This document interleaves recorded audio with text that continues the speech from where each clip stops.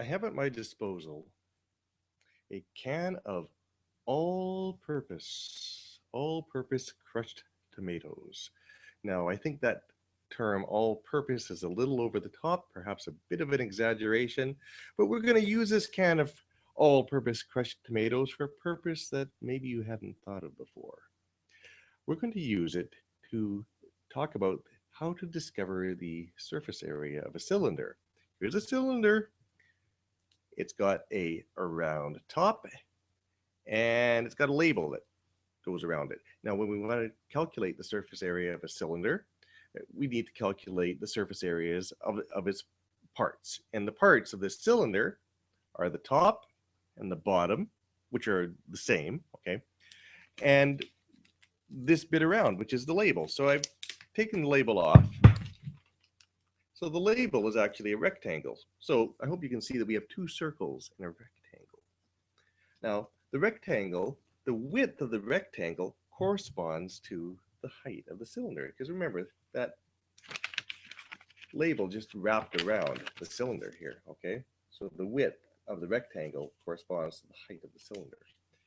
And now the length of the rectangle corresponds to this distance, which is the circumference of the cylinder.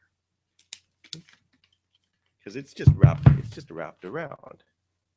Okay, we turn that to a cylinder shape, and the length here is the circumference of the cylinder.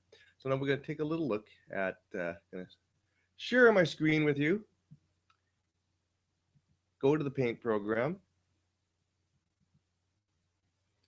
and we'll take a look at what all that looks like. So first thing I'd like is I like the color blue, and make sure we have my brush that I like to use. And we'll start by we'll draw this cylinder here.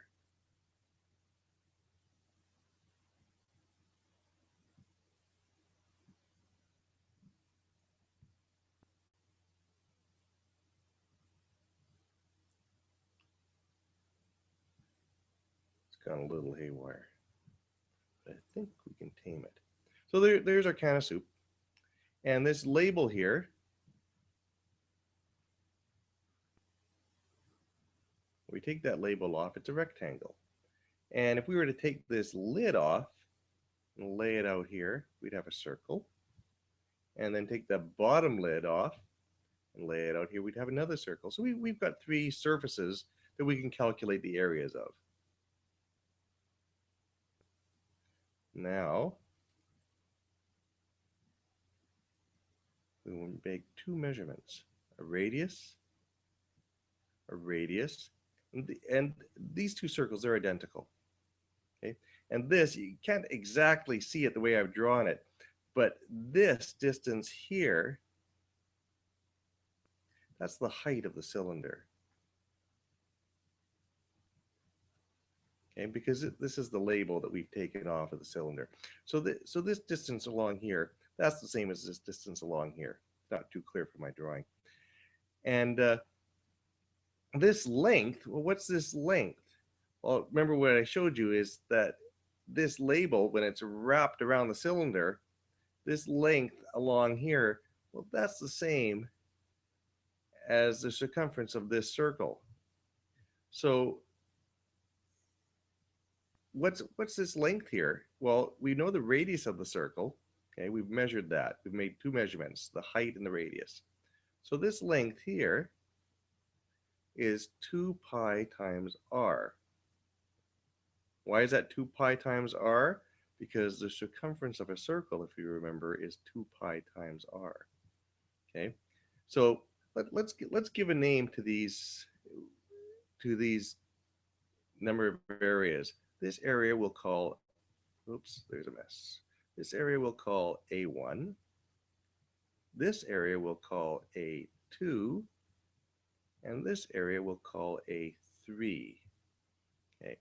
Now I hope you realize that A1 equals A2. These two circles are the same. Okay. And that all equals pi r squared. That's just textbook here. Radius of a circle, sorry, your area of a circle is pi times the square of the radius. Okay. And your A3, that's the length times the height. Okay, with 2 pi r, that's this value here, times the height, which is h. So your total surface area of the whole cylinder is A1 plus A2 plus A3. That's a 3. Okay. Now, A1 plus A2, that's just pi r squared plus pi r squared. So how about we just write that as 2 pi r squared. Okay, and so that's this bit here. And A3, that's the area of the label. We've already written that out up here. That's 2 pi r times h.